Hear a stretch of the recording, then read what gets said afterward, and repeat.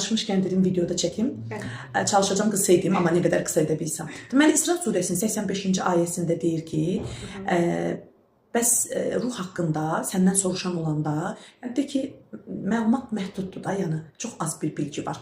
Yəni yaradan ruh haqqında çox az bir bilgi verir. Amma mən bir kuantumcu kimi kuantum fizikasından işləyirəm, fizik qanunları ilə işləyəndə o sahədə bizə müraciət edən insanların ruhsal enerjisini analiz edirik. Yəni hansı səviyyədədir, niyə belədir, niyə depressiyadadır, nə yaşayır, əslində nə demək istəyir, hansı mesajı ötürür və s. Mən şəxsən zənnimcə bu illər ərzində də belə bir qənaətə gəlirəm ki, yaradan niyə qısıtlı verib bunu? Çünki hər kəsin ruhun cavabdehliyi, yəni ruhunun informasiyası özünə aiddir. Bax, biz bir qaynaqdan olan Allahdan yarandıq, amma eyni deyilik. Nə görünüşümüz eynidir, nə xarakterimiz eynidir, nə baxış bucağımız eynidir, xoşbəxtlik, anlayışı, rənglər və s. Deməli, Allah ruh ayrıdır, bədən də ruhun məbədidir, düzdürmü? Və bizim bir zehnimiz də var. Zehnin nöronlardan biz qidalandırırıq, yəni şuurlu fiziksel həyatdadır, amma ruh kuantum sahəsindədir, görünməyən, yəni görünməz, həm var, amma həm də yoxdur. Paralel, harmoniyadadır bizlə.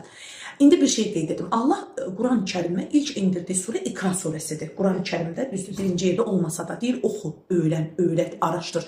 Yəni yaradan öz yaratdığını daha yaxşı bilir axı. Çünki nöronlar köhnələndə sən ona yenilik qatmayanda o beyin çürüməyə başlayır. Sanki bir növ çürüyür, kiçilir, qaranlığa qərq olur. Çünki yeni tətik yoxdur axı. Çünki yenilik öyrənmək insana həyəcan verir, həvəs verir, maraq verir, araşdırmaq verir. Gedim bunun dalıyla. Səyahət də varsa edəcəm, bunu araşdıracağım, maraq doğurur və həyatında nə olur? Çünki beyin insan bədəni kimi əzələ kimi işləməlidir. Orada o kütləni yaratmalısan sən ki, möhkəm olsun, sağlam olsun. Və ruh da müəyyən informasiya inanclarla, kodlarla da gələ bilir. Yəni, regression üçün müraciət edəndə bir xanımda cəmi, bir xanımda özü də bilir, dinləyəndə biləcək, bir xanımda ondan öncəki bir həyat olduğu çıxdı, qalan çıxmadı. Amma digər insanların hamısında bir neçə həyatlar çıxmışdı. İndi bir şey deyim, təbii ki, üst soylarımız, soy yaddaşımız var, nəsillərdən gələn ana, ata, böyüdüyümüz ailə ortamı, ananın bətnindəki yaddaş inancı və keçmiş həyatlar. Bunlar ruhda bir kodlamadır, bəli. Amma yaradan 0 kilometr zehin verdi. Və deyir ki, sən zehninlə ruhunu harmoniyaya gətir, dəngələ. Şuur varlıq olaraq biz ruhumuza görməyən şey insanlar inanmır da, çoxu zaman görmək istəyir. Amma əslində bizim ayaqda var olmamıza səbəb hissi halımızdır ki, o ruhdan gəlir. Hal ruhdan gəlir, hissə çevrilir bizdə. Biz ona duyğu deyirik. Bəs zehin, biz şuurlu varlıq olaraq bugün nədirsə, bizim bugünkü hal vəziyyətimiz də odur və bu bizim gələcəyimizdir. Bir neçə gündən sonra keçmişimiz olur. Deməli, biz zehnimizi necə formalaşdırarıqsa, zehnimizi dayanmadan araşdırmaq, oxumaq, inkişaf etdirmək, hər kəs öz gücündə. Çünki heç bir şey birdən-birə olmur. Kiçik addımlarla, xırdalıqlarda da bütün böyük uğurlar. Ona görə yaradan, mənim zənnimcə, belə nəsib edibdir ki, hər kəs öz ruhunun müəllifidir.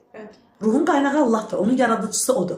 Bu ayrı, biz o dərinliyə girə bilmədik, necə yarandı, necə oldu. Çünki nə qədər bilgi var o qədər.